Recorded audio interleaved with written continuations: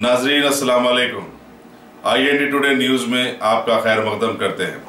आइए देखते हैं ये तफसीलात। MLA कारवान कौसर मोहिउद्दीन ने गोलकुंडा एरिया हॉस्पिटल में हुकूमत तेलंगाना की जानिब से जारी करदा एम्बुलेंस का इफ्तिताह किया।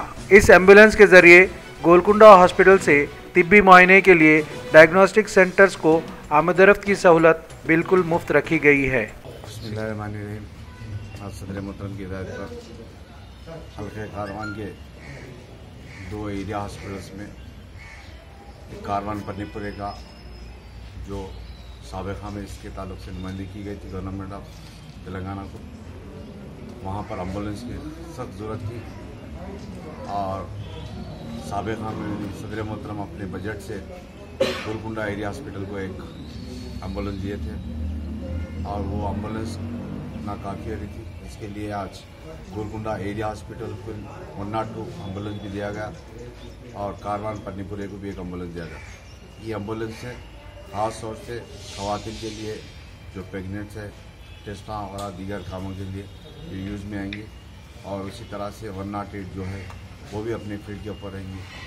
मैं तमाम हल्के कारवान के और जहाँ पर भी एरिया हॉस्पिटल्स के अंदर आकर ट्रीटमेंट कराते हैं उन तमाम से अपील करता हूँ कि आप पैसे देकर जाने की ज़रूरत नहीं है।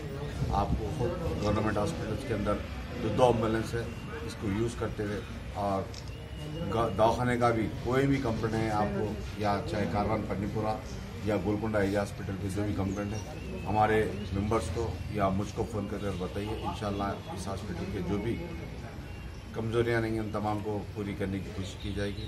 और वैसे ही गोलकुंडा एरिया हॉस्पिटल साबिक़ा में भी 1.5-2 साल से लगातार करोड़ों रुपए की लागत से यहाँ पर हॉस्पिटल में काम हो रहे डेवलपमेंट के और इंशाल्लाह अनकरीब में फिर यहाँ पर एक 35 लाख की लागत से फिर मंजूर हुए काम और एक बिल्डिंग भी मंजूर हुई और यहाँ के जितने भी पेंडिंग काम से तमाम के तमाम काम 1-2 महीने के अंदर मुकम्मल करने का तयख़ुन दिया गया।